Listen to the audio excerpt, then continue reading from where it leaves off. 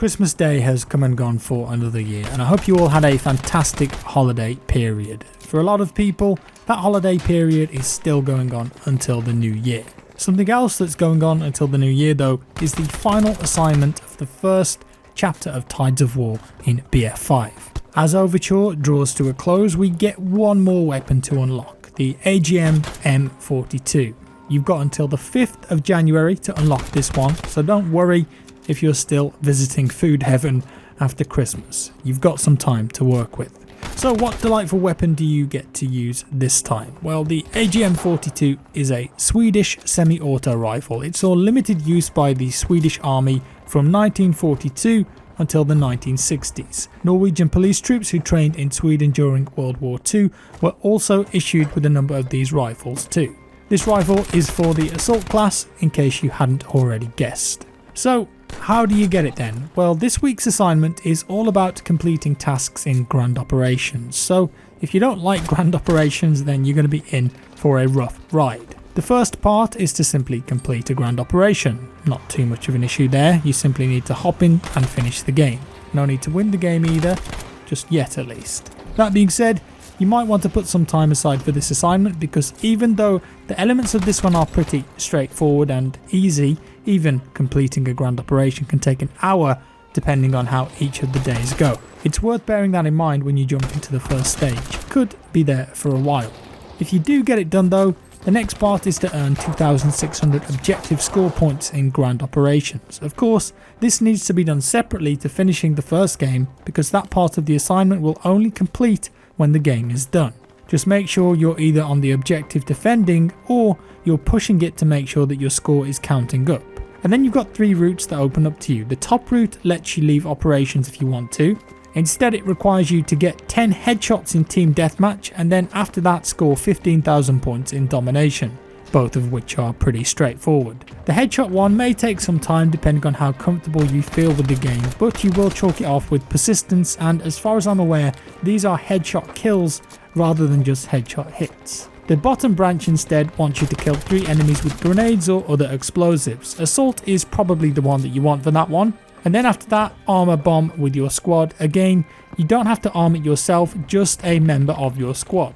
The middle route on the other hand wants you to build 5 fortifications around objective areas while still playing Grand Operations. And then capture 3 points in Grand Ops, and finally kill 5 enemies while defending an objective.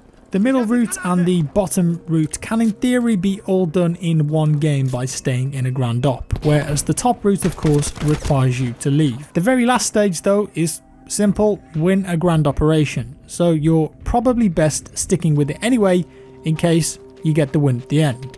You can always go back and do the top branch later if you want the XP. As always, there are optional things here.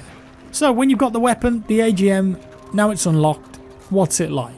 Well, it's got a rate of fire of 450, which puts it firmly into the same sort of region as the M1A1 carbine, and we already know that that thing is an absolute monster. That being said, I'm not sure on first impressions that this is quite as good as the M1A1. It doesn't seem to have the same feel, to me at least. Compared to that gun, it's only got 11 rounds available, whereas the M1A1 has 16. So I think it's a bit of a middle ground between the M1 and the Turner SMLE, which I also really enjoy.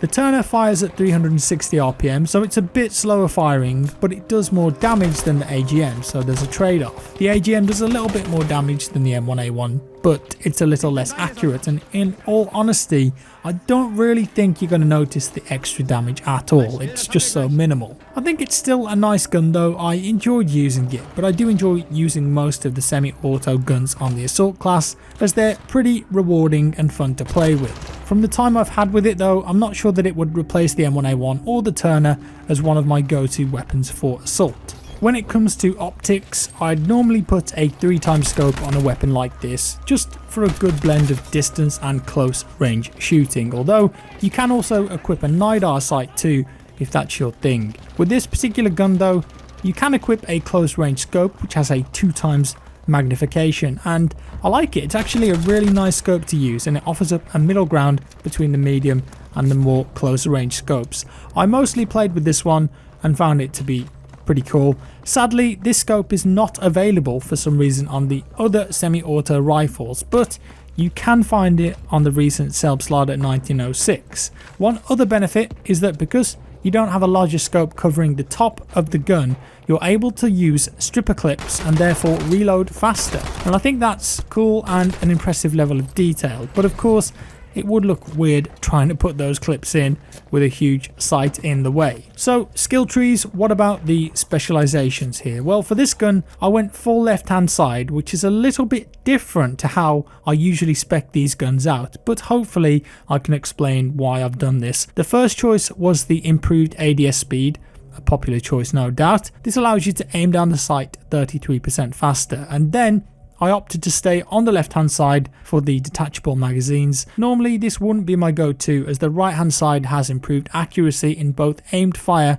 and when stationary, but with this gun you do find yourself reloading quite a lot of the time, and so the improved reload speed is actually a really useful thing to have here. Because of that, I had to stay on that left hand branch, and this gave improved vertical recoil, and then the last choice was 60% faster movement when aiming, which is a choice that I would have gone for anyway, so that's what I went with. And that's about it, guys. That's all we've got for this chapter of Tides of War. Of course, this is just chapter 1, the beginning, and it's the end of the first stage and what we have right now, and we still don't have an official date on when the next chapter starts, but we know what it's called: Lightning Strikes. That's the next chapter of Tides of War. I'm hoping that it's going to begin straight away in the new year, and this brings with it a new grand operation, the return of the Rush game mode, and a new game mode called Squad Conquest, and on top of that we get to try the new co-op mode, Combined Arms. That all sounds pretty awesome to me, and I'm really interested to see what they've done with the co-op, because we haven't got that much detail at all, to be honest. And of course we can expect more weekly assignments with cosmetic items and new weapons, no doubt. March, however, that's the chapter that I'm personally looking forward to the most, and I think most people are too: Trial by Fire. And that one is going to bring with it a new location, Greece, as well as a new Combined Arms mission, and of course a new multiplayer mode, which we all know is Firestorm. Battlefield does Battle Royale for the first time, and I'm sure a lot of players are excited to hear about that, and it's possible, based on a tweet, that we might see something or hear something in January.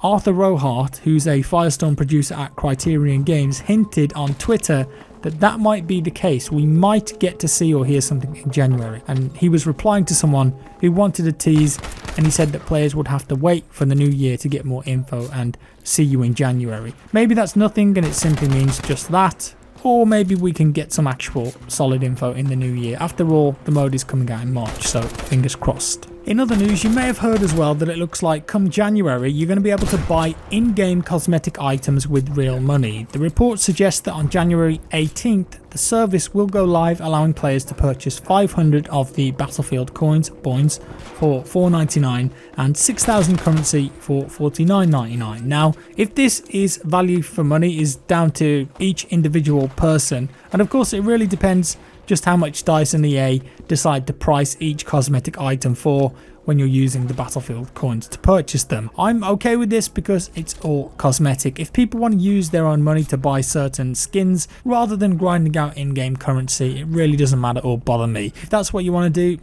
go for it, as long as it doesn't affect gameplay, which we know it won't. I just don't see an issue with it. My only concern is that some of the in-game skins already cost a crazy amount of company coin, and it just feels like that they're at that crazy high amount to get people to spend real money on them. But I think some of them could be reduced in price, especially the less impressive ones. The other problem though, is there really enough good skins in the game to warrant people spending real money?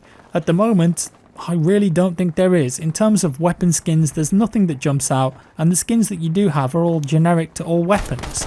There's nothing that jumps out and says to me, you need that, I want to have that on my gun. It's the same with character skins, and the bigger issue here is that you can't see your character when you're playing BF5. And I've talked about this before, in games like Fortnite, they sell so many character model skins because players can see them when they're playing and they can use the emotes. In Battlefield, that's not the case, and even with your weapon, you can't properly see the entire skin, so an inspect function would be hugely useful and popular, and I've talked about this again in other recent videos about BF5, but I really think that DICE, instead of doing skins and focusing on that, they should focus on animations and selling custom animations for takedowns, for revives, for reloads, all of the sorts of in-game activities that you can see, providing of course that it doesn't alter the gameplay. I'd pay a bit of money to have a semi-unique takedown animation, for example. Also on the endgame screen, like I said, maybe some custom win animations for the top squad or music that you could play from Battlefield. Another way to show off those cool skins, customization and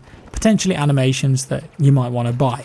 And if DICE really want to push forward the microtransactions for cosmetic items, they first need to create a demand for them, and right now there isn't one. That's just being frank. I'd say that a lot of the in-game uniforms are quite generic, and the question is there enough variation that they can bring that would make players want to spend real money on items? I think there's already a bit of a problem in the game with working out what class an enemy is because they all look so different from each other, and then if you throw cosmetics into the equation, it's going to muddle that even more. But you know what, let's see how this new system works and if it proves to be popular. Of course, until we hear an official confirmation, we don't know exactly when it's going to launch or how much the currency will be. And that's all for today, guys. Let me know your thoughts down in the comments below. If you've used the new gun, let me know what you think about it. If you liked the video, leave a like. If you didn't, a dislike. Subscribe for more, and I'll see you in the next one.